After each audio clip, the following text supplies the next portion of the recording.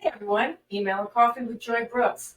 I'm speaking with the elusive Kim today. Kim's going to tell us a little bit about herself. And take it away, Kim. Yeah, so I'm in marketing operations, but I think what's more important or what's more exciting possibly is where I started from.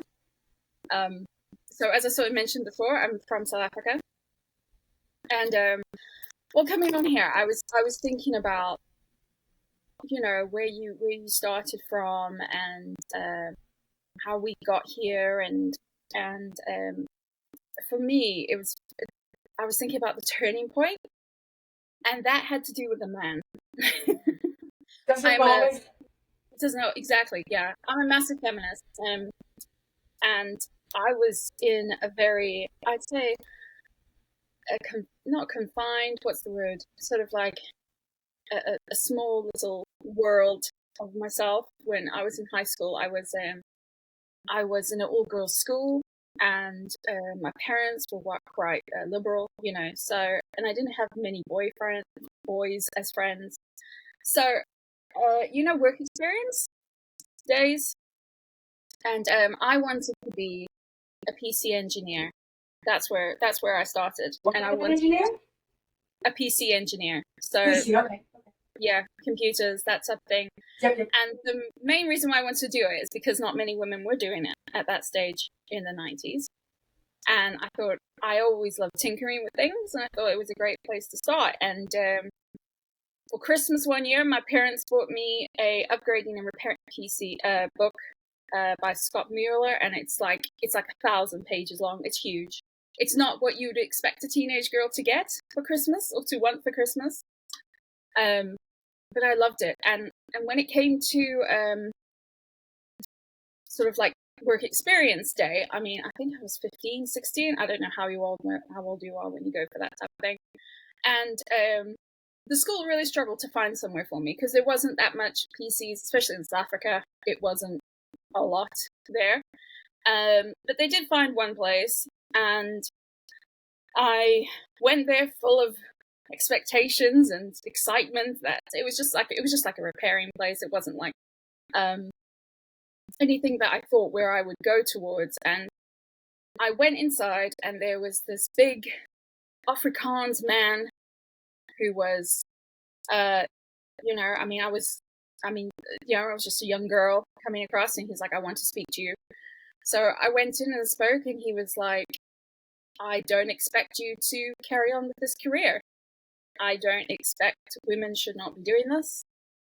Women should not be working on electronics or anything like that. And I was stunned because I hadn't experienced anything like that. I sheltered, that's the word. I lived a very sheltered life, I suppose, where I was told I could do anything I wanted. I was told that whatever you want to do, you can, if you put your mind to it, you can accomplish it. And here I had this guy telling me that my dream was a waste of time.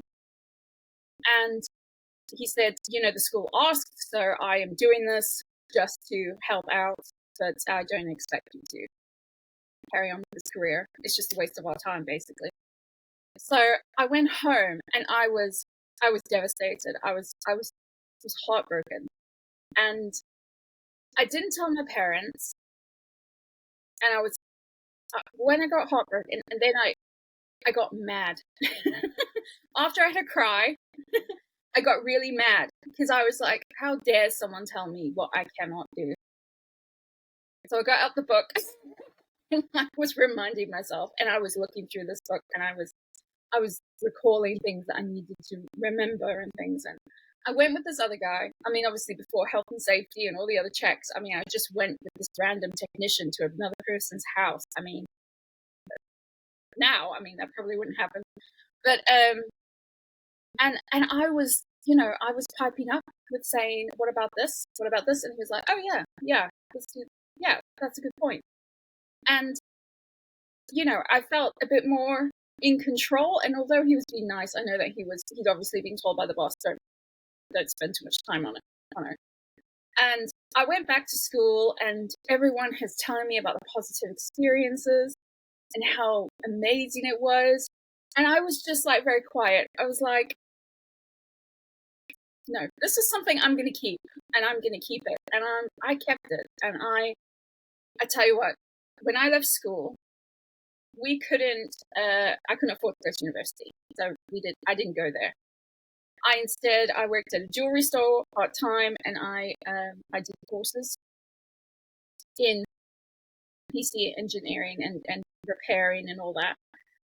And I decided I was going to come to the UK at that stage. I think I was about 18 or so.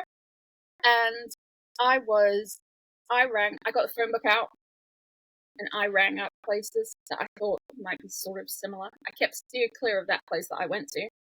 And I found one place that would take me on. And I was like, listen, I just want the experience to put on my CV. I don't want money for it. I just want the experience. So I went there a couple of hours a week, just cleaning, reformatting hard drives, or, cleaning keyboards and just doing that. And then eventually they took me on board. They took me on full time. And then I came to be the senior technician for that place. And I was like, I could tell. Yeah, I was just like, this is what I wanted. And even better, when I eventually left there and went to the UK eventually, that place where the guy told me I was no good had actually gone under. Oh. And we'd taken all their business. So I don't want to say karma, but yeah, it is kind of karma. What goes around comes around, whatever you want to call it, Exactly. Yeah, I think that's. So the UK ended up taking all of that business. It just happened. No, well, this was in the small town where I lived before. Yeah. Okay. So we, they sort of, we took all their business, and they went out. And then the owner said, "Do you want to try making websites?" So I started doing that on the side, and then started, learning PHP and working with MySQL and really enjoying that as well. So when I moved to the UK, that was in 2004. I'd moved from PC to engineering technical side to more website development. And I was meeting clients, and I was doing all this, and I found that this is an exciting place. This is nice. And then I moved over to the UK, just expecting it for a year, and that's where I met my husband, like 3 weeks in. So what was supposed to be a year trip landed about 20 years so far. I sort of, my career was sort of like that, because I wanted to do writing, but I got introduced in the 80s to computers because everybody was using them. The first job I had was for a nonprofit organization, and my boss was a doctor, and he was writing his book, and he was writing it on a computer, one of the first computers, 5 stories high, 50, huge computer. And I learned how to use that computer. It was an awful job. He was an awful man, but I learned how to use the computer, and that was in the mid 80s. So it was a word processor. It wasn't a personal computer. Then the next few jobs, I started getting introduced to personal computers. And even though I was writing, I got involved in other things, and I just fell in love with the computer. Just fell in love with it. And like you said, there weren't a lot of women doing it. There weren't a lot of women doing it. So, I was treated better.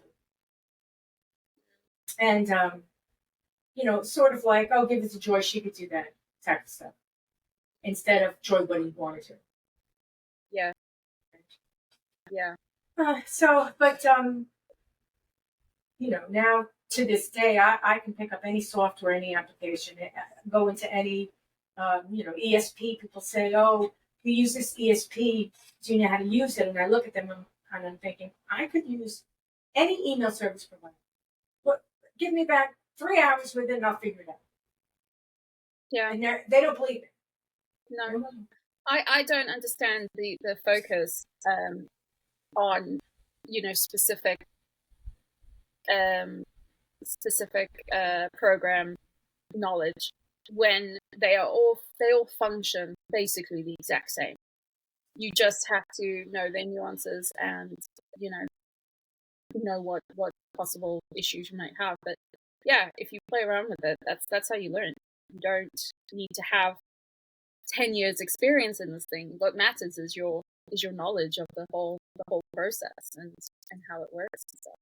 Do you find that do you find you have more confidence now than you did before? I mean, now you've been here 20 years, but still, did you find that experience gave you confidence, or put you on a journey towards your confidence? Like, how did that play out? Yeah, I think that it went in peaks and troughs. I think I was probably my most up until now, that point there, after leaving school, I was the most confident. I felt like the most in control of my world. But then, moving over to a new country, you obviously have a lot of new things to deal with. There's you feel a bit of an outsider. There's new friends to make, which when you're 24, you don't really think about having to make friends or anything like that. And it was hard. And starting, I sort of I did like a few different roles. I mean, I was an accounts clerk. I mean, God knows why anyone would sort of give me anything to do with money. I mean, I have no concept of money. Sheltered and spoiled, that was me. And I worked at Blockbuster as well. I was a manager there, and I just wanted to break from it all. I want to break from all of that, and those different experiences, those definitely helped me. And then I wanted to go back into every single sort of career thing that I checked on. It was like, back end development or marketing or something like that. And I was like, oh, okay. So I then started on, basic, marketing specialist, and then grew from there. But I think when I was going through those stages, I felt my confidence was definitely in peaks and troughs, especially with letting people know my experience. And simply because, similar to you, simply because I've not had the experience of, I don't know, whatever at that stage, I still had massive amount of experience doing other things and coming against, different odds. And my weakness, I know, was speaking up for myself. I didn't speak up for myself, especially when I was in a room with other people. I just really struggled to speak up. I couldn't let people know my ideas in case they thought it was silly. And I think now, I don't know if it's because I've turned 40 or, what it is. I just feel a lot more confident in myself and what I'm doing. And I know that whatever I say is of use to people. And I think, it comes with experience, doesn't it? I think definitely the confidence comes. You've got the youthful confidence of, I can do anything. I'm amazing. Look at me. And then you've got the actual, you've gone through it. You worked through it. You put in the hours. It's sometimes difficult when you're with a group of people who have varying experience, lots of different experience, and you're given a task, and you don't want to sort of roll over everybody. So here you're feeling, I'm pretty confident. I don't really completely know what I'm doing here, but do I do it my way and ignore everybody else? Do I just do it and ignore everybody else? And that sometimes seems like it's a lack of confidence. I've had that experience, I would say in the last 7 years or so, I started working with a group of young women. And obviously they were there before I was. I joined the team and I deferred to them. Now I'm very outspoken. I have lots of opinions and I'm pretty confident. But I did not want to tell them what to do. Right? So I didn't speak up. Right? And it was an odd thing. I purposefully held myself back. And there came a point in time where I thought to myself, now this is a really big situation. And it didn't work out. No, what, being quiet? Or it's not, I remained quiet. It's just that there was a lead, and that woman was not a graceful lead or gracious lead. Just, this is what you do it. Yeah. And I thought, you know what, let's just follow our lead, and I'll build a new process on that, because I'm the type of person that likes to build routines, and I know that everything you do, is new or somewhat new, and you can break out of an old routine into a new routine. So let's see, let's do that. Yeah. Except she took my follow as in I didn't know what I was doing. And it wasn't, like I said, it wasn't gracious. She never asked me, or never read between the lines. She just took it, she's just an old lady. She doesn't know what she's doing. And it got to the point where she was like, I remember she said something like, there are keys on your computer that you can use that are quick keystrokes. And I'm like, is she about to tell me what? I said, first of all, you've got a Mac and I'm running a PC. So, the keystrokes are not the same. Similar, but not the same. And yeah, I know what you're talking. So, she was copy and paste, Control C. Don't go there with me. Because she really thought I was an idiot at one point. That's when I realized, oh, this is not going well. She's literally trying to teach me how to use a computer. No. So, the thing is, everything works out in the end. I got laid off, and it was fun. It's fine. Matter of fact, I kept thinking, how am I going to get out of this? I don't want to quit. How am I getting out of this? And then when they, I got called in for layoff, I was like, oh, God. And similar story, within 3 months, company was sold. So again, what goes around comes around. Yeah.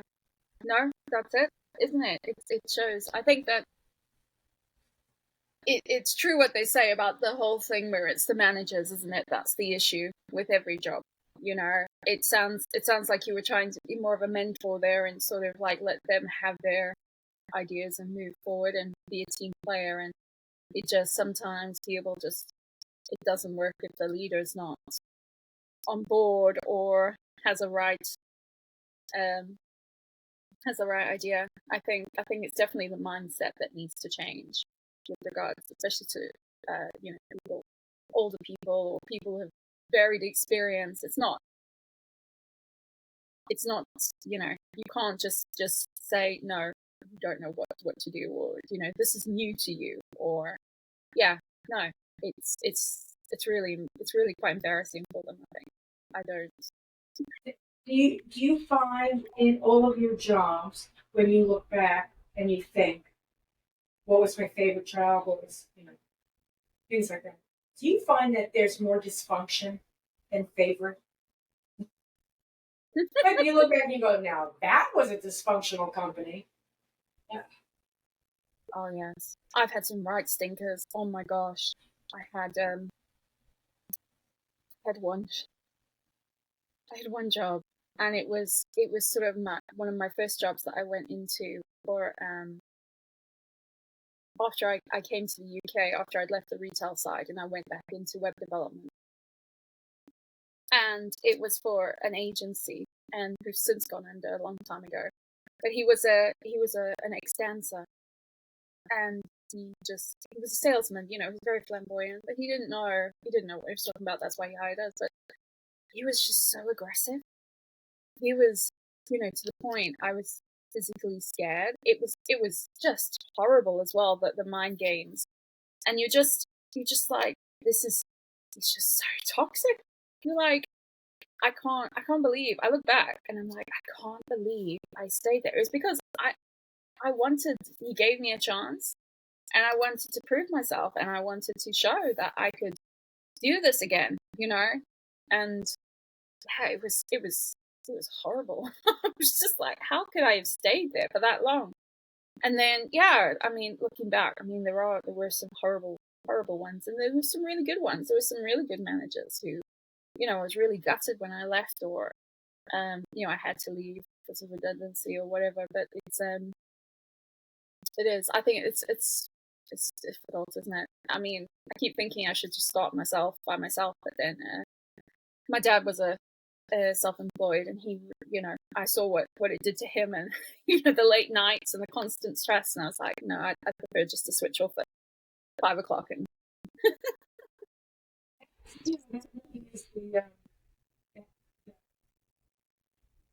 the thing to think about when you say I want to be an entrepreneur or a solopreneur or a contractor, freelance, whatever. It's no longer how long it takes you to do the job. Because if you work in a company and you've got a project, they usually tell you, I need to see the end of the day. And so the stress is different because you realize, I've got to finish this. So I probably won't be able to take lunch or whatever. Yeah. You know it. When you're a freelancer, you may end up working 4 o'clock in the morning. Like, you can't do that at work. Like, you go to a 9 to 5, and if you're there at 6, at some point in time, perhaps, the management says, oh, we're shutting down, all lights are going out, you got to go home. You can't work till 1 o'clock in the morning, when you're working in a corporate atmosphere. But, if you're a freelancer, and here's an example. I was working on a project, and I'm a freelancer. So I work on a project, and it's the same campaign, but the client keeps changing a little bit, unaware of what that does to the email template. Like, let's do this. Oh, let's do that. Oh, and each time I'm taking the template and just tweaking it a little bit. And each time I do that, I'm thinking, oh, I'm painting myself into a corner. They change it one more time. At some point, this is going to break. So it happened. And part of it is not so much the format of it, but the scripting, because they're going dynamic. So the dynamic scripting, the AMP script, is part of the template. And you could, in many cases, and you could do it 3, 4, 5 different ways. I'm doing it this way. And I thought to myself, it was about 3 months ago, I thought to myself, if they keep changing this, I'm going to have to rebuild the template and have to rebuild it into the Salesforce Marketing Cloud content builder and let the content builder handle it, because they're asking too many things. And I can't keep coding like this. But I kept coding it. And then this last weekend, I was asked to do something, and I was like, that's it. Okay, I'm not going to do it. I'm going to try to do it, but half of my brain saying I'm going to have to redo it. And in redoing it, it was a whole weekend. Because I had to rebuild the whole campaign from the beginning. Like, take the first block, put it into the content builder, test it. Take the second block, put it into the content builder, test it. I'm assembling all these different blocks that are all dynamic. So 5 different possibilities for one block in each case. And there's like 10 blocks. So, those situations when you're a freelancer, what am I going to determine? And say, oh, you have to pay for 24 hours of, and overtime. You can't do that. That's where you suck it up. But if I was at work, if I was in the office and they were giving me this task, it would have been my responsibility 3 months ago to say to my boss, this is not going to work. We have to rebuild it. Tell the client right now that we have to rebuild it and, give them a heads up that we are rebuilding. And that if it's due Thursday, that they, if you want me to, I'll work overtime, but I'm telling you right now, it probably won't be done until Friday or maybe Monday, type of thing. And that's the difference between freelance, like you said, your father's up all night. Freelance, doing your own work and working in an office. The dynamic is completely different. I could have said to my team lead, I have to rebuild this 3 months ago. Tell them to hold. I don't think that would have gone. I'm a contractor. I can't tell the client what to do. They tell me what to do when you're rebuilding. Yeah. Do you feel also that when you rebuild it so many times, or you're looking at so many times, you just go blind to sort of like anything that could possibly be, what the whole purpose of it was supposed to be, to where you are now? You're just like, it just seems completely different. It's all completely different. And when you test it, you're like, well, you're following your lead at some point. At first, you're asked to build a template and you're controlling. Yeah. And then it changes and you fix it. And then it changes, and at some point in time, you're just changing. And the strategy, the goal is gone. You're just following their lead. And you want to raise your hand and say, what are you doing? But again, you're contracted to do the job. You're not contracted to ask questions. No. In the beginning of a project, I can put on my risk management hat and say, let's do it this way because it's better in the long run. But when we're knee deep in the hole, I can't scream up and go, yo, this is no good. Can't do it. Doesn't work. No. You just triggered me then when I remembered that I actually did do freelance for a little bit. And that was in South Africa when I was sort of in between before I came over to the UK. And I remember having to work at night because we had dial-up. And I had to dial up at night and work through the night. And then I had to sort of cut off and then go to sleep during the day and then go back. And I was like, I can't keep on like this. I don't know how everyone did it freelance in those days with just having like normal dial-up.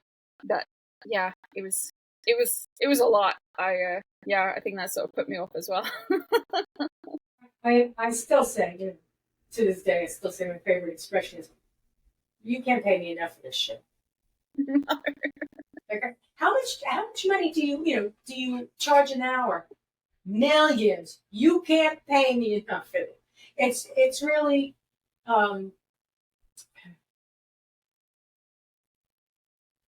there are a lot of freelancers that charge a lot of money. I get that. I really do, because I don't charge a lot. I just want to get the job done. And even though some freelancers will charge a lot of money, at some point in time, because I've seen a lot of these freelancers change gears, because you could charge your weight in gold. You could charge that. At some point in time, no one's going to buy it. and I know that doesn't sound right, but what has to happen is you have to find that service package point where it makes sense to the customer. You're not ripping them off. They know you're not ripping them off. You're doing good work. They respect you for it. You have to find that level, and that's very difficult. That's why a lot of freelancers or consultants, whatever, they'll switch gears along the way. Like, oh, I'm an email marketing, person, and at some points in time, no, I only, I'm only consulting. No, I only do this. No, it's because you can't find that right niche where they'll pay you for it. So I thought to myself, I'm going to take anywhere between $50 and $100 an hour. And the lowest is 45. I won't go for lower, and this is US dollar. And I'm going to work with clients that take me on. And I've had some great, in the past, I've had some great clients. I've had some terrible clients. But I won't work full time anymore. So there needs to be a life balance. It has to be. And I am a lot better time management on my own than I am in an office. Don't you find that people interrupt you? Yeah. Well, I've been remote since COVID. Right? Thank goodness. Don't you find that I know that there's a camaraderie in the office, but I always felt that everybody was interrupting me. Especially when you're trying to concentrate. That's the worst thing. You're there concentrating, you're halfway through something, and then you do get the either the loud stuff either directly at you or around you. I just I found it really, really difficult to concentrate in a working environment. As soon as I started going remote, I was like, I can't think of going back. I honestly cannot think about going back. And this is what sort of gets me as well, is this, because I am currently looking for a role, but everything is sort of hybrid. And they're calling hybrid anything from 1 day in the office to 4 days in the office. And, you're looking and you say, could this possibly be remote? No, you've got to be in. I just can't understand why a company, other than the fact that they want to keep tabs on everyone and what they're doing, why they wouldn't accept remote. Because I think I do more work. I work a lot. Well, I do work longer because I'm not commuting. My commute is from the kitchen to here. It's not. And I have camaraderie with my people online. You just say, can I talk? And if they're not on do not disturb, I can talk. I don't need that constant interaction. And to be honest, the thought of going into an office actually terrifies me. That constant social thing. The one times that I had to go in, I felt exhausted the next day because that constant social interaction just drained me. I really felt socially exhausted. In many cases, I'm like, did I say the wrong thing? Did I do the wrong thing? Should I have gone to lunch with them? Should I have not gone to lunch with them? Should I have, I just constant and have nothing to do with the work. No, it was the social part of it, and it's hard work, and I just don't. I think you're either that type of person who enjoys having that interaction with people all the time, and who is able to sort of drop something and start something easily. But my brain doesn't work that way. I can't. I've got to, if I sit down to do something, I've got to finish it, or I've got to just realize that I've got to stop and move on to something else completely. I can't just switch gears quickly like that. I can't do it. And the whole social thing is just, it's exhausting when you're thinking, and then you go back and you're like, I've got to do another day of this. Like another day of speaking to people all the time. Yeah, it's hard. And it's not, like you said, it's not that there is no camaraderie if you work from home. Because, first of all, you have a appreciation of their space. So, let's say you're texting someone. You just don't say, "Hey, how you doing? What are you doing?" That because that's what people do in the office. Some people say, "Hey, do you have a minute?" But you say, "Hey, do you have a minute?" Or you send an email, in which case they get it when they get it. If it's an emergency, for many cases, what I've got is I've got your phone number. If it's an emergency, I'll text you because that way I can say, I need to talk to you, right? But otherwise, I know I work with someone who doesn't, some people do this. He doesn't read his emails until later in the day, unless he's working on something that has a specific deadline in the middle of the day, in which case we'll be in touch. But otherwise, I know I'll do something. I'll get it done on time. I know I'm not going to hear from him until 5, 6 o'clock because that's when he's going through his email. Yeah. Because he's in meetings all day long. I understand that. Now, if I were in an office, I'd be going crazy. Yeah. Because I'd be waiting for him to come out of the meeting.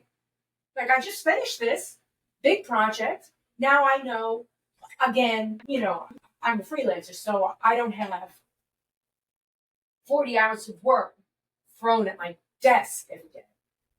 Sometimes I have 20 hours. Sometimes I have 2 hours, right? Whatever. So if I finish something, I can't be in an office because then I'd say, "See ya, I'm done, bye."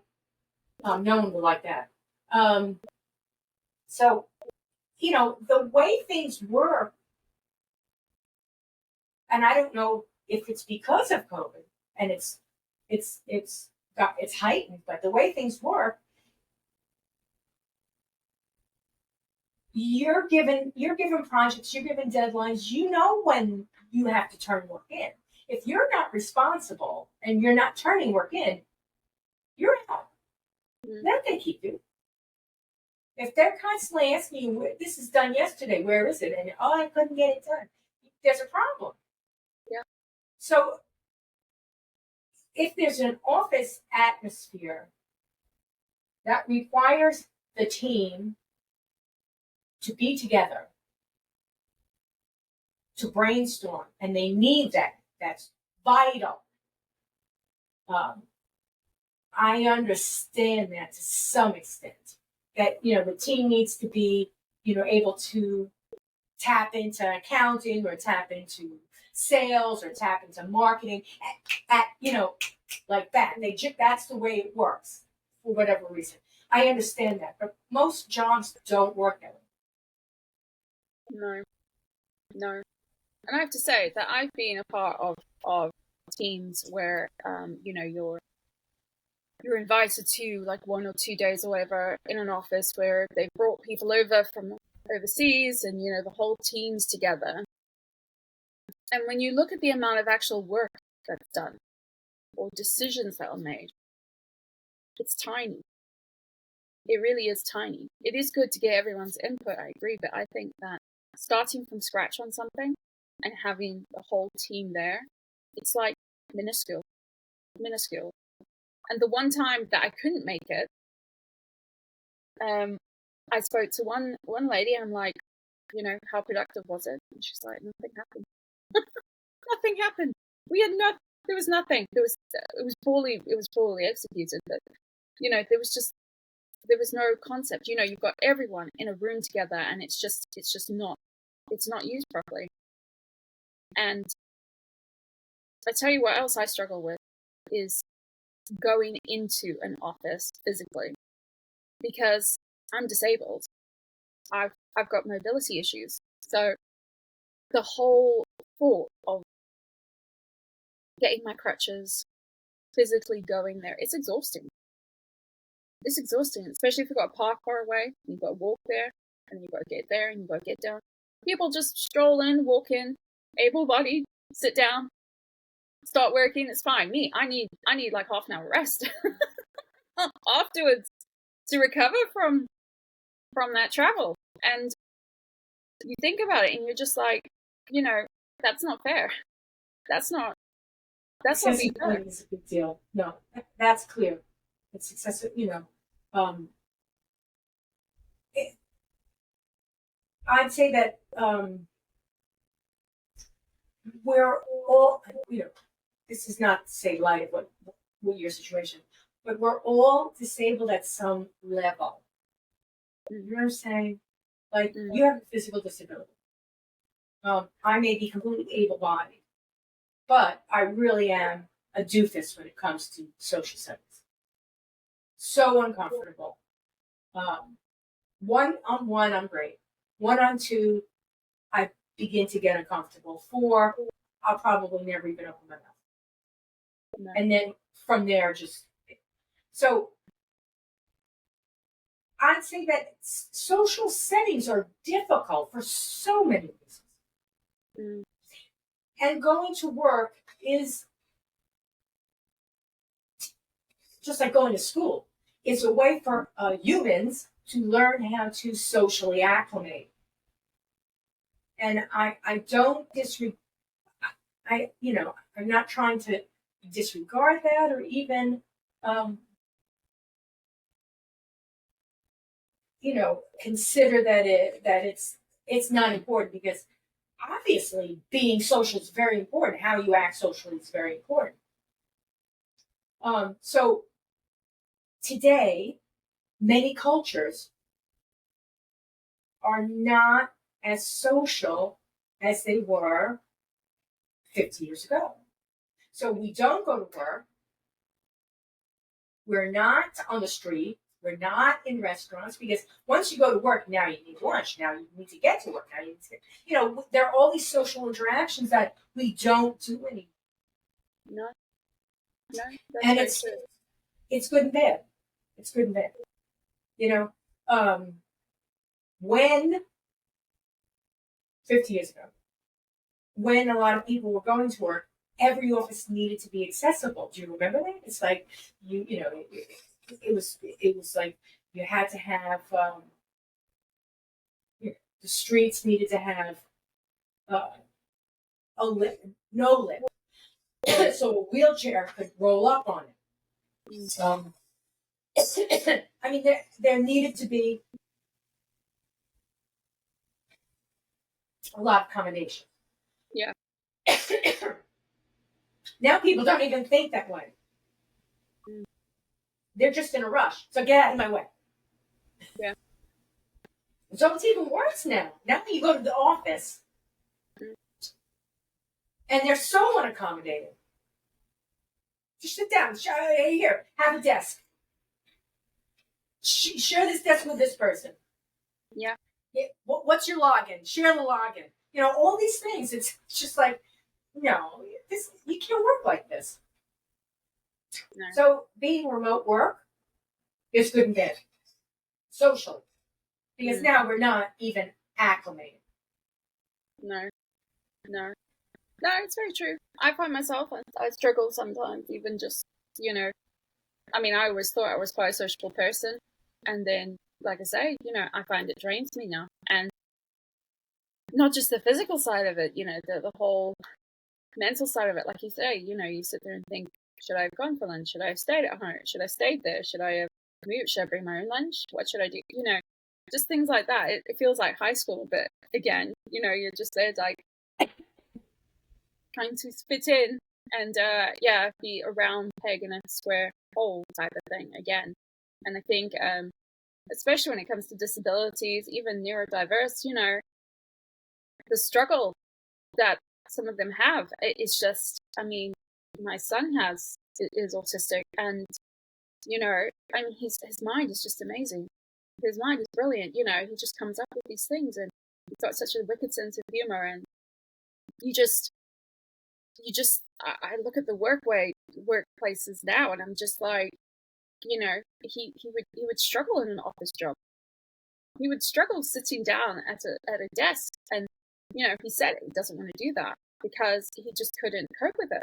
He needs to be constantly on his feet. He's constantly, moving, and I think some people, I think definitely, you look at, when you did look around an office, and there were some people that I saw that I thought, this is just not, you're not thriving at all. This is just not where you should be. But people were pushed in a direction that just did not suit them. And they didn't get the opportunity to say, no, I don't want to go down this road, or I want to change, or for whatever reasons. And it's horrible to see. But I did some neat things because I was driven. And I thought in myself, I made excuses. No, this is not right. I have to tell this person this is not right. It's competition, and people need to act properly. Even in a competitive atmosphere, people need to act appropriately. And I had absolutely no experience with competition. With teams, when I first started working.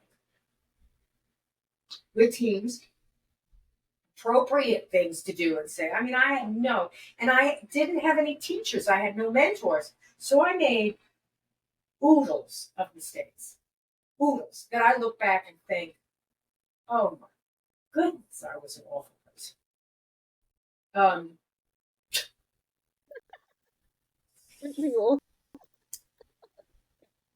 And I still don't think that. That's why I think every experience I've ever had in an office was dysfunctional, because there was always someone like me, or just me, doing all the wrong things. And sometimes, I would be doing the wrong things, and people would accept them because they realize, oh, she's being ambitious. But it really got to the point where I was competing with people that were really vicious, had huge agendas, was wildly better at it. And I was like, I can't do this. I'm not one of them. I don't want to be one of them. I don't want to, it's this, I said this to somebody the other day. I was like, this is an odd thing that, in women's independence, we wanted to do more, be respected, take our responsibility, not necessarily just be a wife or a mother, have a job and a career. And so we started to compete more, learn more,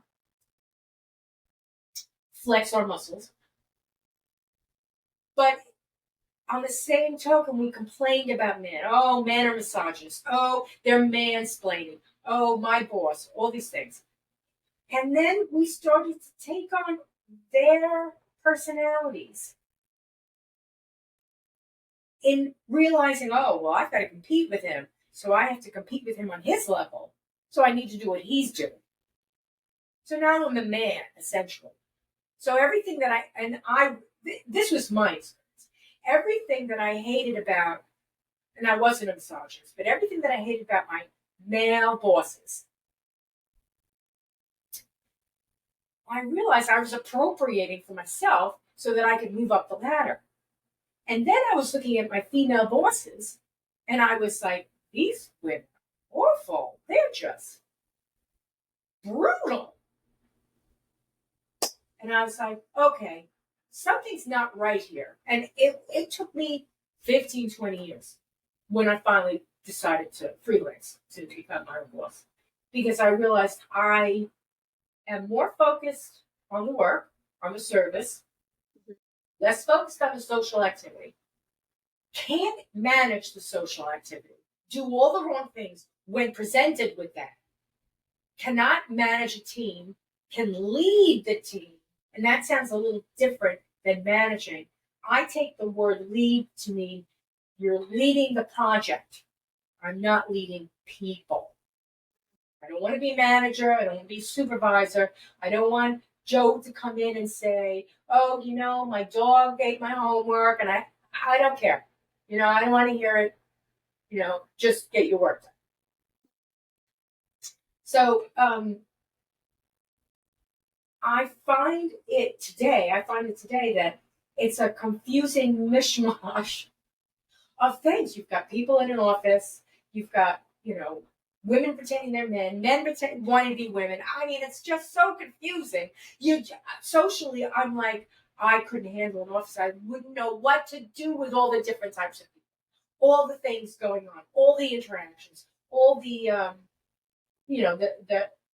the aspirations, the fabulous minds, even the fabulous minds. I just couldn't deal with it. I couldn't deal with it.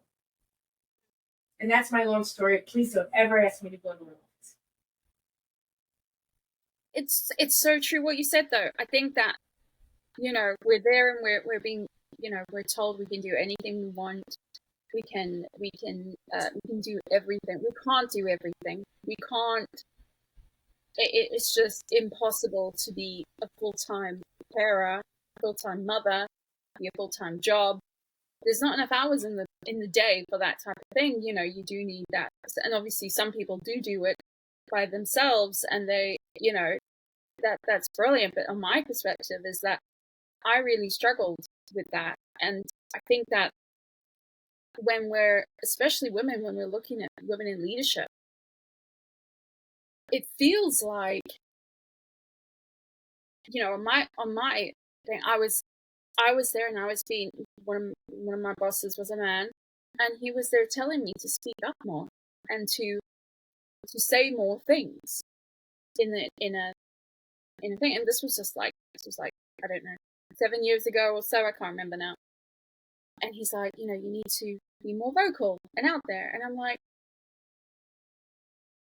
yes, I should be more vocal. And I was sat there, not listening to the conversation in the meetings or anything. I was thinking about what to say. I sat there thinking, what should I say next? What should I say to make my voice heard? And I was like, this isn't me. If I need to say something, I will say something. I can't sit there and just think about, not understand anything, just to have my voice heard. That's not who I am. I'm not that type of person. My personality is not that way. I'm not that type of person. And I think we need to remember, especially as women, that we're, not to lose sight of what we are. We're women, and of course everyone's got different personalities that go along with it. But, we're more empathetic. We're more, thoughtful. Or, not to say that a man isn't, don't want to get in trouble here, but, we shouldn't lose those things for more of the toxic traits that are in business or, our industry. And we should embrace more of what we are. And for me, especially, I feel myself as a cheerleader. I like to call out women who have done a good job and who have, pushed themselves or produced something, because nobody else does. No, I noticed that it's very few times that I've seen people say praise to this person. And I found when I started doing it, other people were doing it as well. Either to sort of be seen as either thinking, oh yeah, I should praise someone for doing that. That was a good job. They spent time on that, and they did a really, they helped me. And not just women, but men as well. I was praising, who helped me in a specific job, and I just emailed across to their boss that they'd done a great job as well, and they got £50 pay rise or something like that. It's just little things like that where it's just, we're all here to do a job, and sometimes we just need to say, well done, you did really well there. You shouldn't, and that just brightens up your day when you hear that. It just really brightens up your day. You said, I like when you said toxic traits, because there may be very successful people that you imitate because they're successful. And because they're successful, anything they do is good. And you begin to imitate them. And their traits are toxic. They may be, and you have to recognize this. I mean, it takes a really long time to realize that person's really successful, but I wouldn't do it that way. And that might mean that that's why I'm not going to be that successful. And that's okay. Because I can't live with that on my mind. Obviously, maybe not so obviously. That person can live with that on their mind, but I can't go home at night thinking, I just fired 5 people. Let them off. It's Thursday, don't come back to me. I can't do that. And that's not necessarily a toxic trait, but I'm saying how you do that is toxic. Personally, if I were faced with lots of different personalities that someone else hired, and then I was responsible to firing them, I would say, no, you hired them, you fired them. But I also believe everybody has a lot of abilities. Everybody, is very talented in many different ways. And part of the team is finding those traits, so that not the toxic ones, those traits that work well. And sometimes you may come onto a team and you think, I'm going to be doing this. But a real leader, leader, not manager. Real leader is a manager. A real leader sees the project, knows what they need, recognizes the talents that he's got or she's got, and helps, supports the team to get it done. You may, as somebody in the team, realize, oh, I really, I thought I was going to be doing this, but I'm doing that, and I really enjoy this. And that's because the leader recognizes this person's talented here. They've never been given this task, but I can see that they like to do that. Let's see if I give them this, where they go with it. And that's the job that everyone wishes they had. That's the lead that they wish they had. That's the job that they wish they had. Because that's the type of person that's going to lift you up, not promote you, quote unquote, promote you, but lift you up so that you realize, I thought I was this, but I'm that. Or I can do that. And it was a challenge, and they supported me through the challenge. I had only one. I had 2 bosses like that. No, I would say 1 boss, 1 friend. And I've been working since 1978. 2 people that recognize my talents. And, I've had people try to mold me. I've had people try to hold me down. I have had people try to destroy me. And I'm saying I was toxic. So, I'm not saying I was an angel through the whole process. But I've had so much happen to me in business that it's amazing that I'm a glass is half full person to this day. But I realize I can't work in a 9-to-5 corporate setting. I can't do it because unless I have that right boss, it's not going to work. It's going to destroy me. And I mean destroy me. So many people are out there like that. Mm-hmm. Getting destroyed every day. It is. Yeah. It's terrifying. And you think that the amount of control, the PTSD that you have from a toxic manager who's a narcissist, and I've had them, and it's you sit there and you're in another meeting and somebody starts to get angry or whatever, or passionate, and you're like, oh, I'm going to be called out, I'm going to be told off, like a child, and it's, it's sort of then when I'm like, no, no. And you go to, you try to stand up, you try to, do the right thing and make the complaints and all this and that. And sometimes it doesn't work, and sometimes they leave, which, but then you've still got that trauma on you. Like, you're there looking at this person thinking, you're my leader, you're representing the department, and you're doing this to us. It's just not, it's not fair. We're not paid for that. And it reminds me of, I read To Kill a Mockingbird when I was in high school, and that has stuck through me. That is my favorite book. And the reason why is when Atticus says, you don't understand someone until you walk in their shoes or walk in their skin. I can't remember the exact quote. And I'm just like, that has always stuck with me, where I'm like, we can't just judge people how they're, how they are if they're having an off day. You don't know what's going on.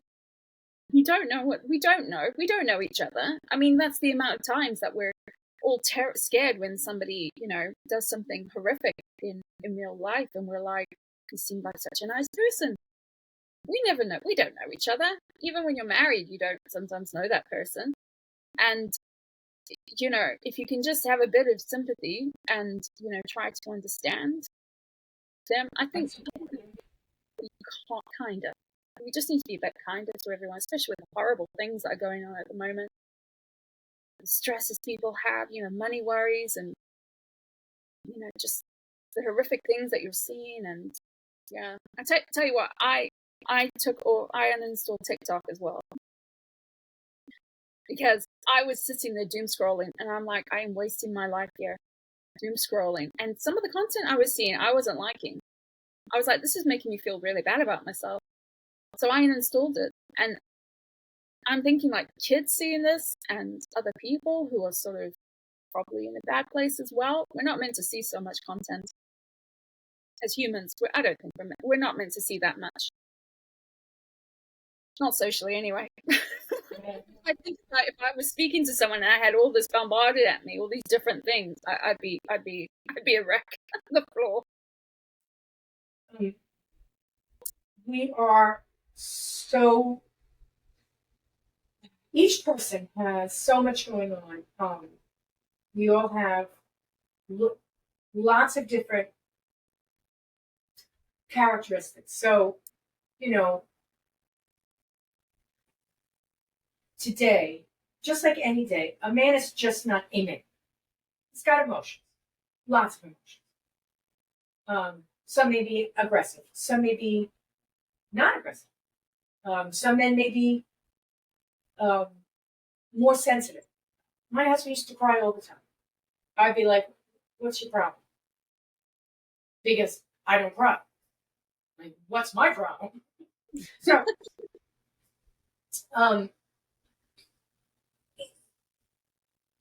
it's adds so many, it's socially, I'm talking socially, and work, complicates it, but socially, we are so unique. Every single one of us is so unique. Well, we are not just who we appear to be, right?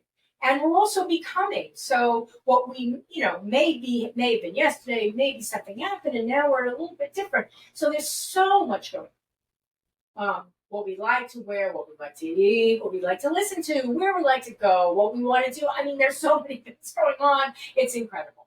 So, given that, now society requires us socially to interact with each other.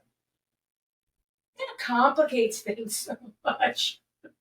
Because you need, as a person, here I am going through 9 million thoughts in my head with another person, 9 million thoughts in their head, and we have to finish a project together? Mm-hmm.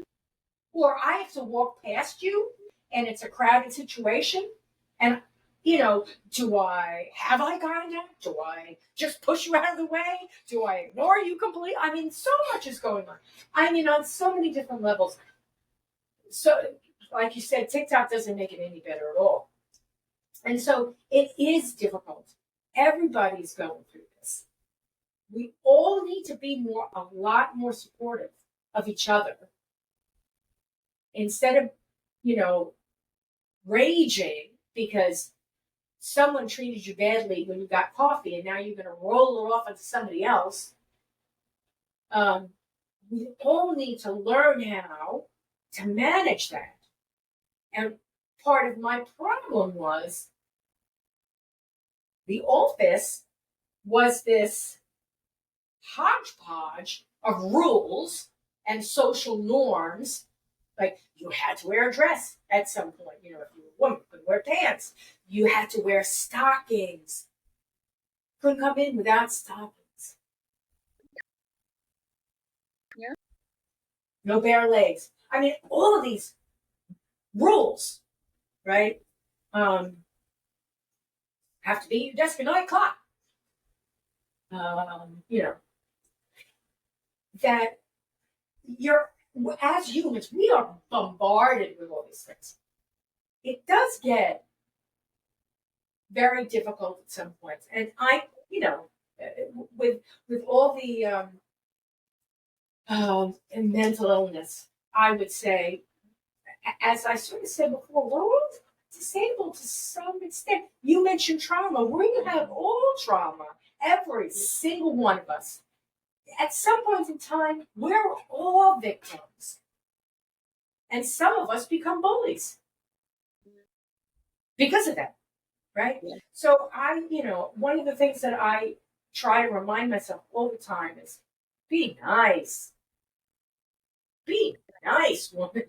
Just be nice. Assume the best, not the worst. And if somebody is exhibiting the worst, give them back the best. And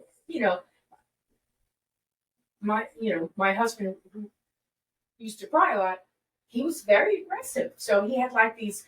Yeah, I often would say, you have two emotions, honey: anger and sadness. And you go somewhere in between them. So if somebody said or did something to him, he was a typical guy. That was his response. If I came to him with a problem that I had at work, he would say, "Where's that person live?" Like, you're not going to go beat my car. Oh, I need to have a talk with him. What's his phone number? No. And, that's the way, and again, that's a reaction. And it's valid. He's taking care of me. It's valid. It's toxic, right? We all need to slow down.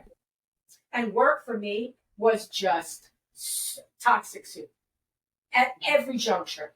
People me acting toxic, them acting toxic, and not being able to say when someone's successful, yeah, but they're terrible people. If they're successful, that's all they need to be. Yeah, that's all that matters. Doesn't matter what. Oh yeah, but they're bringing in, that salesman. Yeah, he's a terrible person. Yeah, but you know what? He's making a lot of money. Until he decides to do something that is ultimately, oh no one accepts that, and now he's gone. Yeah. But in the meantime, how much garbage has he left in his wake? Yeah. 100%. And also, when you say that like that, it's like with people that have got that, there's always clues.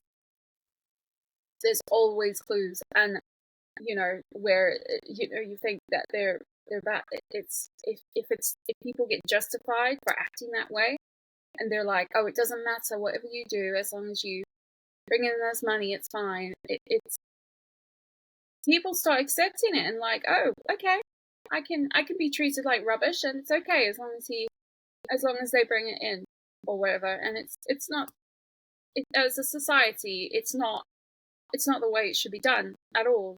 And we're conditioned to accept it, especially when your leaders or whatever are also accepting it. And even though they're being told this is happening, and then they act all surprised when something really bad happens, and they're the law gets involved or whatever, and you're oh no, now it's really bad. Now I had no idea he was such a nice guy, No, he wasn't. No, or she wasn't. They weren't. It's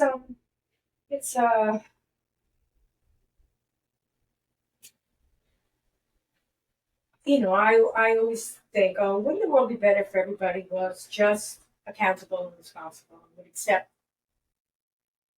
their space and do things the right way? Wouldn't the whole world change? And I'm like, yeah, but how come nobody does it? How come nobody does it? It's like the whole world would change if we were all accountable. And I'm not, if we said, oh, well, I'm in a bad mood, and I could so easily just tell her to go F herself. And I'm going to do it because I'm in a really bad mood. If you say, no, I'm in a bad mood, and you just tell the person, listen, I'm not feeling well. And we've had this discussion at another time because, I'm not in a good place. And I'm sorry. I know you need to have this discussion. Whatever. Whatever it is. If we were all just a little bit more sincere, supportive, responsible, accountable, human, everything, it shouldn't have to be the law or the rule. It should be kind of obvious that when you're walking down the street and somebody's walking towards you, that you just say, good day. You just say good day. And then they say, thank you, you too. That's it. You don't have to have a full conversation with them. But, you don't ignore each other. I'm in a rush. Okay. So you just smile. Okay. I walk my dogs. I know everybody on the wall. And everybody just smiles. Some people talk to me, but everybody smiles. And the people that look away, that's an effort. Oh, here comes somebody because I have to see them. I'm aware. I've got eyes. I'm aware of my surroundings. Here comes someone. Acknowledge them. Obviously, move out of their way, whatever. But I'm just saying, acknowledge them. It is.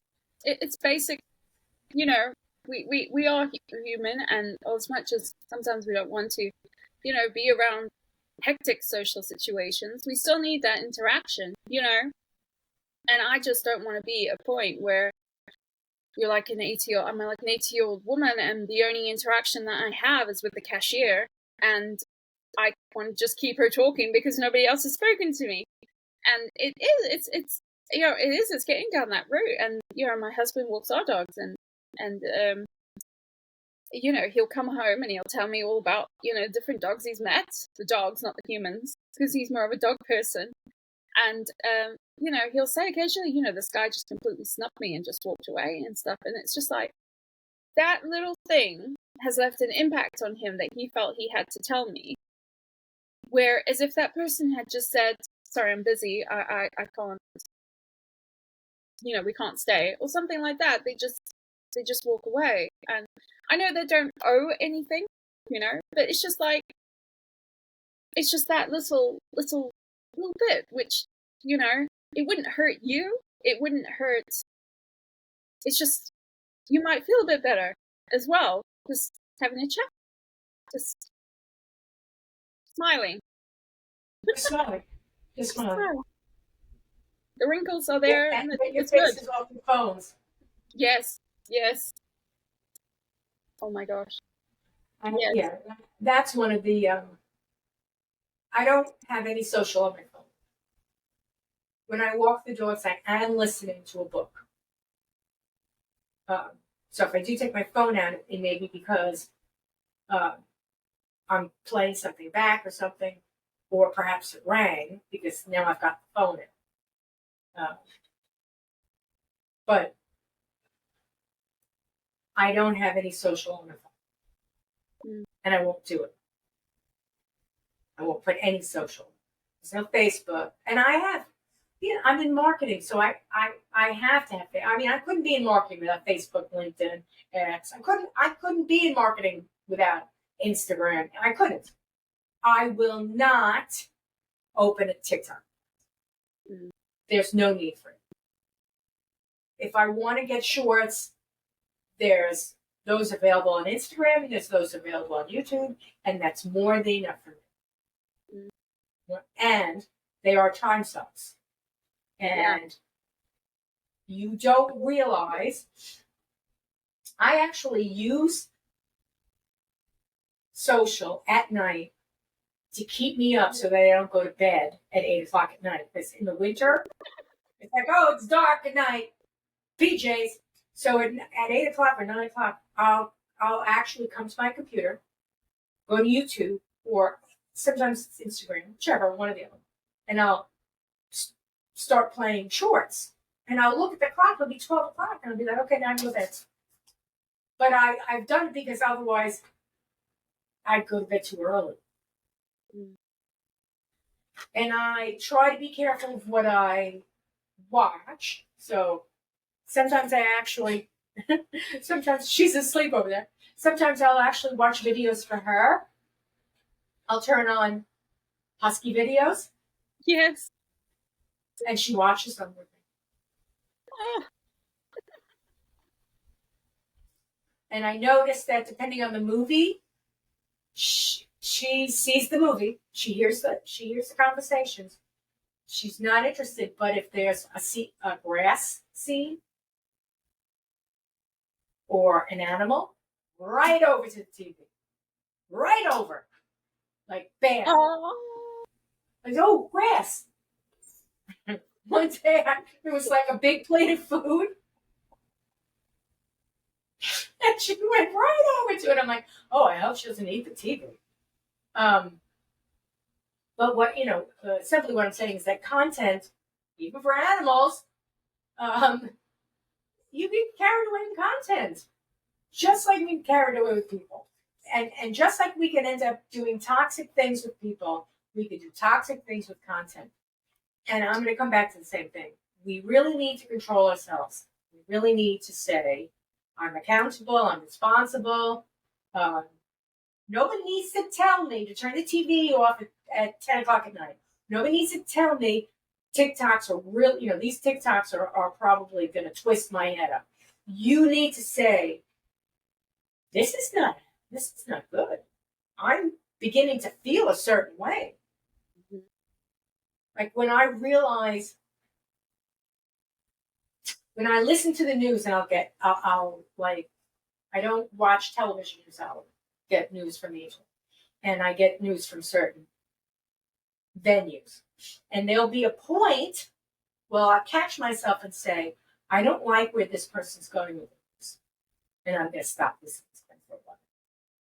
Because they obviously have an opinion. And I don't care if I agree with it or not. I don't want that opinion, and I don't want that feeling. Yeah.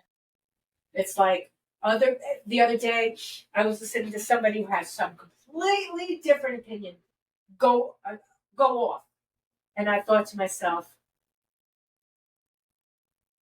I don't dislike this person. Everything they're saying is I don't agree with. I still like them because I know them. I don't agree with the word they're saying. I still like them. Hold on to that thought with people, because you may find that you don't agree with people at some point. Maybe they say something and they go off on a tangent and they're telling you how they feel about something. And unless it's really bad, I like to kill babies. Oh, something's wrong with this person. But I'm saying, an opinion on the news or something that's going. That we need to not necessarily jump and feel that we have to have an opinion on their opinion. We can have an opinion, And that, like I said, I try not to, as soon as I feel like they're rallying me, I'm like, oh, I got to stop listening to this person. I'm not here to be rallied. I'd like to know what's going on. Thank you very much. I'd like to know, do I need, what's the weather today? Tell me the weather. Don't tell me climate change, gloom and doom. That's not what I came here for. I know that there's a problem with climate. I hear you, but I just want to know what's the weather today. So, I don't need somebody to tell me it's hot today, and it's so hot. The climate change, the icebergs are. I don't need to go there. Just tell me how hot. I can gather. I'm a smart person, and again, I feel like I have to be accountable and responsible, which means if climate bothers me, I'm going to look into it. And if it really bothers me, I'm going to get involved. Yeah. I see it like you say, when something sort of piques your interest and you're like, I want to find out more about that. I read an article on ghost nets, and I was like, what on earth is a ghost net? And I went into a rabbit hole of finding out about this ghost nets. And like all these like left netting from the fishermen, that's affecting the sea life and all this. And, I simply just mentioned it, in passing at dinner, and just, I said, it'd be good. So I signed a petition. That's about it. That's as far as it goes. I do feel when I was younger, I was definitely an activist, and I think that's definitely meant for the younger people. Sometimes, maybe when I get past a certain age, maybe I'll focus more then. But I think you've got to just say at times, it's just enough.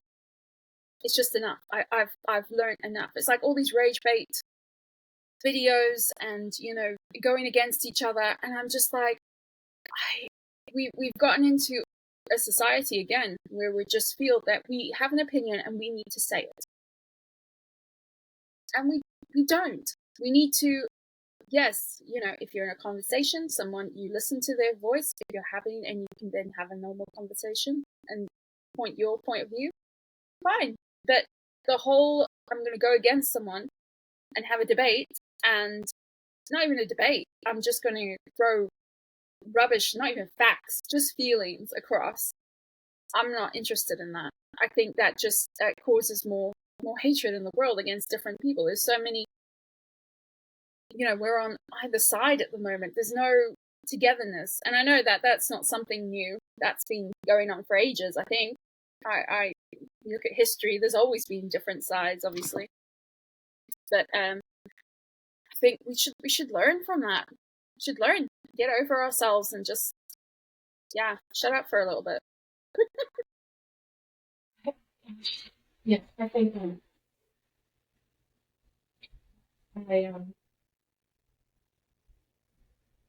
recently in my neighborhood, there is a venue that has grown. When I say my neighborhood, I live in I guess you could call it seaside, right? It's a seaside neighborhood, which means that there's a beach or a beachfront, small beachfront. And at that beachfront, it used to be just a beach that the neighbors would go down. Then they built a boat ramp, and this is like ages. I'm going back 100 years. Then they built a boat ramp, so people would, go out on the water, take their boats down. Then they built athletic fields, so that schools could compete. And then they built a facility to get, snacks for the people who go to the beach or the people who go to the sports. Mm-hmm. That facility, over the years, went from residents only, or if there was a game, and you were going to the game. Or if you had a permit for your boat, and you were taking your boat to the water. It has grown into, first it was a restaurant, residents only. Then it turned into a nightly entertainment. And the person who started with the nightly entertainment was a little bit more successful for the venue size than they should have been. So now we're talking about a small neighborhood with a small beach, athletic field, right? As I said, boat ramp. They're turning it into like Woodstock. Like they advertise on Facebook, and people are coming in all over the place. So our small streets that have one going one way, one going the other, no parking, no sidewalks where kids would ride their bicycles and all these things. Small beach town has turned into riots, and not riots, but a gridlock starting at 6 o'clock at night. You can't walk. People are parking all over the place. So it's been the last 4 years, worse and worse. One time I was walking the dogs down there, and I get halfway down there, and I said to somebody who's walking, I'm like, who's playing down there? Elvis? What in the world is going on down there? They said, oh, it's this Fleetwood Mac band. Oh, it's really popular. I'm like, oh my goodness. And I am a resident. I never went down there. It's not my kind of thing. So it irks me, and it's irking me over the past 5 years, really irking me, because now we've got people that are being served alcohol. So, just that alcohol. We've got music, and we've got women. And those three things are bad. I'm sorry. I'm waiting for fights. It's just insane. So I ended up getting in touch with my local government, and I'm involved now. And that's why I say, if you feel something is wrong, now, when I was younger, I got involved in anything that I felt was wrong. But I followed a rule, pick your battles, and I was like, okay, I can't fix everything. I am accountable and responsible, but I can't fix everything. So I'll, when something's wrong, I'm going to voice my opinion, but I, again, can't fix everything. So this, I was like, I have to get involved. This is local. It's my neighborhood, my house, my property. I'm on. So we're getting it shut down. It's not shut down. Just get it back to residents. Residents only. We're a small neighborhood. This is not, it's not a big Central Park type of thing. It's a small park. Maybe 100 people can fit. And she's got 200-300 people in it. Easily. Drinking. Like I said, drinks, women, music, not a good thing. And the adult. I had women, because once men drink, that's why the women is in a bad situation. And if women drink, it doesn't make it any better. And to add to that as well, you're going to have knock-on from that, because you've got beach, you got litter. I'm sure they're not all being very clean and tidy and looking after the environment, because they're going away. 100%. I'd be with you with that. Last year there was citations for people peeing in public, because obviously it's not enough bathrooms. And they're drinking. Yeah. There's a football field. There's that sports field. They're using the same facility as all these people. So they got caught urinating in public. They're making love in public. So, you can imagine the things that they're doing there. I mean, they would find it's a small residential neighborhood. What do you do? And even if it was, I keep saying, even if it was a restaurant, the way it used to be, and it became really popular, food was really great, and a lot of people were coming there, it would still pose the same problem. Not necessarily the people, that are drinking, in public, because you're in a restaurant. But I'm saying got people coming down, you've got people leaving. Some people do drink too much. There is a bar. You have these other considerations. And where the kids used to drive their bikes around, they can't do that anymore. Imagine you're on the corner right next to this place that's blasting music, and you've got infants, and you're trying to go to bed. And you used to, when you bought the house, you used to think, oh, I'll have a barbecue in the backyard and hang out with the kids. You can't do that. Because now you're competing with the music that's blasting right next to you. You're like, no, this is wrong on so many levels. No, it's 100% true. I think it's picking the right place for like nightlife and stuff like that. And I think even in the UK, and I'm not sure what it's like over there with you, but schools, there's loads of buildings going up, low cost housing, loads of them being built, or they're meant to be down as low cost, although they're not. And all of these people are being influxed into the cities and into the villages and the towns. But when it comes to those families and those kids going to school, there's not enough space for them. There's not enough space because nobody's building schools. And with that comes parking for schools and drop-off for schools. And I remember, it was only last year that our youngest was going to primary school, and we were a walk away. Well, I say a walk, I didn't walk him, but my husband walked him. And there would be people parking on the roads and getting in the way, and it was dangerous. It was dangerous. People would just didn't care. They just were like, oh, I'm going to park here and just, make it so my kids, even though there were signs up, it was outside people's homes as well. People couldn't get into their own homes because there was this little school that was sort of like small.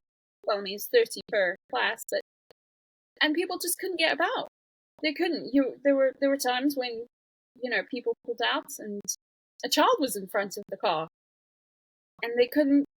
It was horrible, and I was just, same with them. I was just thinking that how awful it is to be living on that road, having to put up with that every single day. People put huge rocks in front of their houses to try to make so they couldn't park on their grass or, move over and stuff. And people were still doing it. And even though the school sent out notice, they had a walking bus, so people could drop their kids off at like a restaurant and they could just walk to school. The kids could walk to school. So there was that option. So there was no excuse for people to park there and to cause such a disruption. But they didn't care. They didn't care. They thought, I'm going to do it anyway. And occasionally they got the police out and the ticket man was there putting out tickets. And then it was empty. And people found other places to park. The local convenience store or whatever, and causing more ruckus there instead of just using the facilities that are available. It's just, yeah. And one of the houses actually come up for sale, and we went past it yesterday, and I'm like, because it's school holidays now, and I'm like, I hope no one comes and looks at the house in the school holidays, because if they buy it and they move in, for a scary wake-up call. Exactly. Well, that's, and I'm sure that they may be asking a big price and they may not get it anymore, right? Because of the situation. And that's what, that's very similar to our situation in my neighborhood, where, okay, it's a good thing. Schools are a good thing. You think, oh, we're going to move into a neighborhood, we're going to be near the school. That'll be great for the kids. And when they first go to primary school, it'll be great. And then you realize, Oh no, we think, oh, this great little beach down here will be great. We can go to it at night. We can have a meal every once in a while. We can go down there, have a drink. It'll be great. And then it just doesn't work the way it should. And, that's what I've always said. That's why we need government. That's when government should step in and say, we need to redistrict this, restructure this, figure this out. It's not working. So the government needs to come in and figure out how to manage it with the school. The government needs to have a town hall with the neighbors, with the school, and figure out what they could do. Mm-hmm. Like, do they end up busing everybody in? That means you have to have a place to put the bus. Yeah. And money to buy the bus. And the concept here is that probably when the school was built, and maybe the neighborhood, maybe 10, 15, 20 years ago, maybe, everyone was walking their kids to school. Nobody was driving them. So it was or the kids were walking themselves to school. I mean, it was a whole different situation. When I lived in a small enough neighborhood when I grew up, and all my schools were within walking distance. So I was lucky. There were other kids that weren't that lucky, but I could walk to all of my schools. And I did. My parents never drove me to school. Ever. Even during the worst weather. Here, put your galoshes on, your raincoat. Here's an umbrella. Go to school. I'm quite serious when I say that. Never. That doesn't happen today, ever. Parents drive their kids to school on gorgeous days. And I understand there's scary people on the road. I get it. But this is the problem. These are the new problems that we have, and we're using old methods to solve them, and it doesn't work. No, 100%. 100%. You can't I'm one of those people now who has to drive my kids to school because they're so far away. There's no way they'll be able to walk there. The primary school was closed, but high school, there are fewer high schools than primary schools, so they're all crammed together, and I've got to drive them. Taking the bus is not an option because they'd have to take 3 buses to get there, and it's just so poorly set out, and you're like, people are just creating more and more houses. And you're like, oh yeah, the primary school's closed, but you won't actually get into your catchment area because it's full. Because everyone else has moved in, and everyone else is a small family, and everyone else is or a young family, and it's just not possible. It's not possible, and there's no, like you say, it's the government that's got to do it instead of building houses or facilities for people first. No, I'm not saying that I've solved the problem, but I came up with this idea in my head where we go back to those small schoolhouses where the neighbors band together, and they get a few teachers, and they all the kids go to this small schoolhouse. And, they have groups, so, maybe it's first through fourth, 4 through 7, 7 through whatever, you know what I'm saying? Where the kids can all socialize together, and they're sort of learning the same things. And I've also thought that the education system, what they're teaching them is not even getting them ready for the world. So the whole curriculum needs to change. It's more or less like the old schoolhouses taught you how to read and write and add. That pretty much gets you ready, right? That gets you ready. Now kids can't read, they can't write, and they can't add. What are they doing at school? I don't know. I don't know what they're doing, but they can't do the 3 basic things. So, the schools are too crowded. They're not getting them ready. I mean, I had home economics And while you might think, oh, isn't that like, that's like gender based. Let him go into home economics. If he wants to bake cakes, let him in. I don't care. If I want to learn how to fix cars, I'll go to shop. Right? So have these classes that make sense, that treat. I mean, I came out of high school, I knew how to make a dress. I still know how to make a dress. If you, without a pattern, if you give me material, I can make a dress. It may not look great, but it'll cover your body. I can make a skirt easily, and it will look great. But I'm only saying that when they're not, the kids are not taught. They should be taught languages. They should be, every kid should come out of school knowing, depending on where they live, like where I live, every kid should come out of school knowing English and Spanish. Every kid. Mm. Not Italian. I don't have any Italian neighbors. English and Spanish. In the United States, every child should know English and Spanish. At least.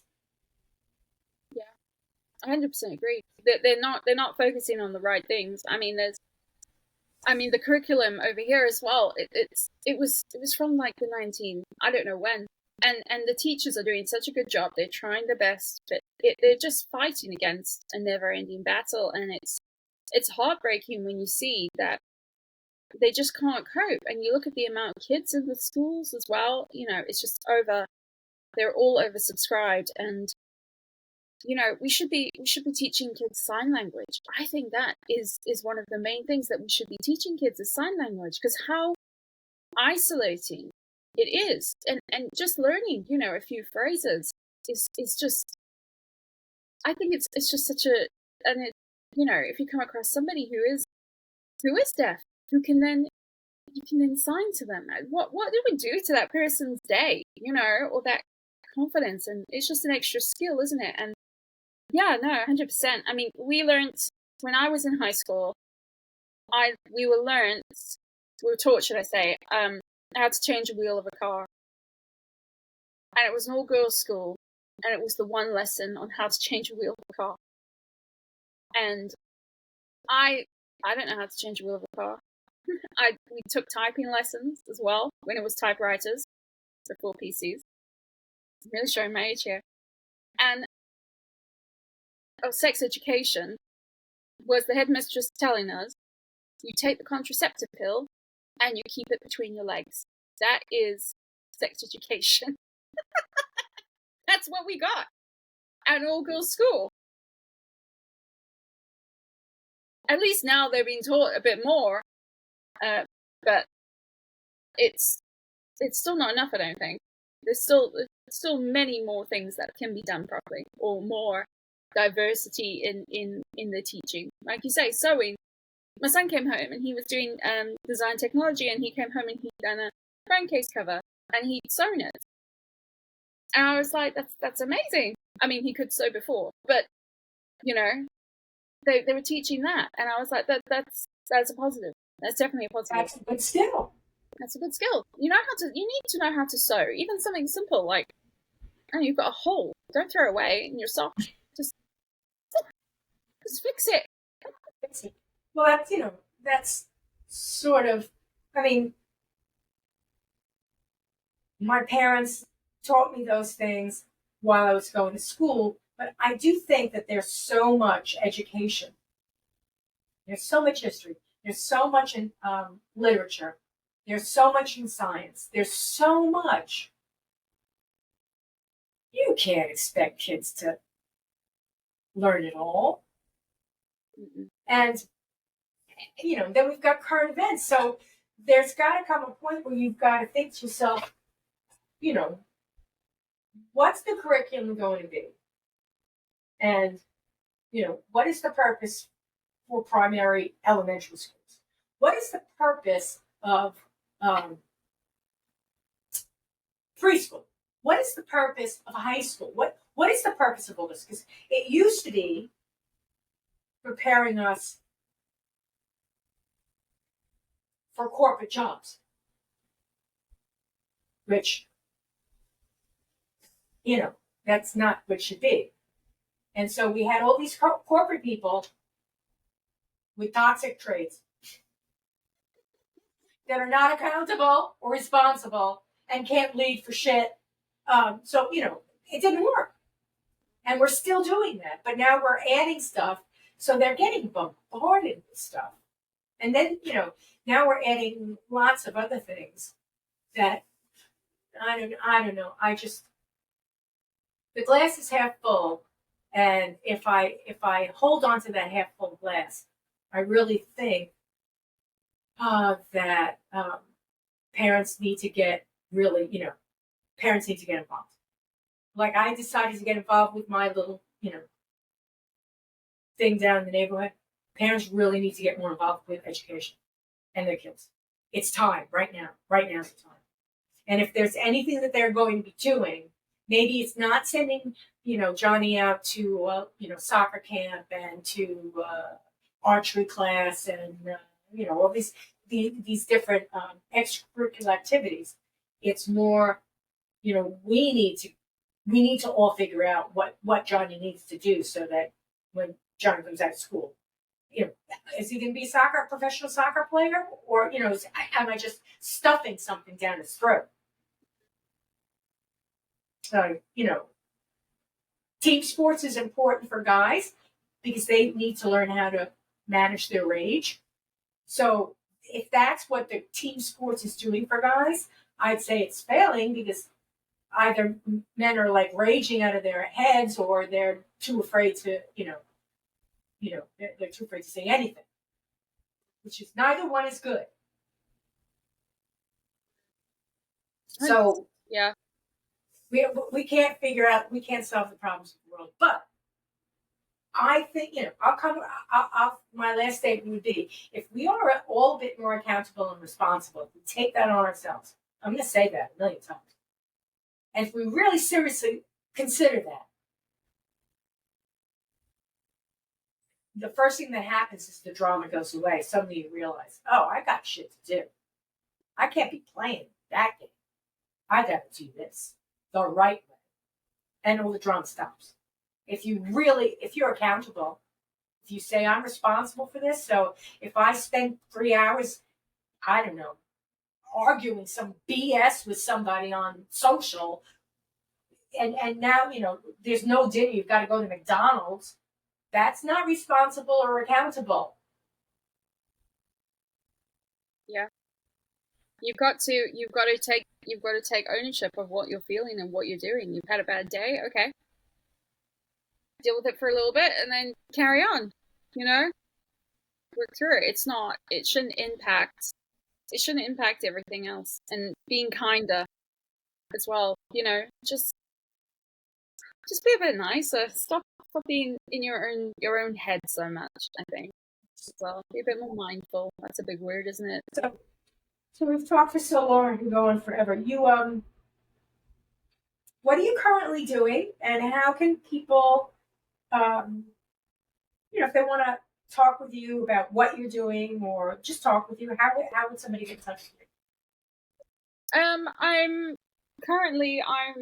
looking for the right role, as they say. To contact me, just LinkedIn.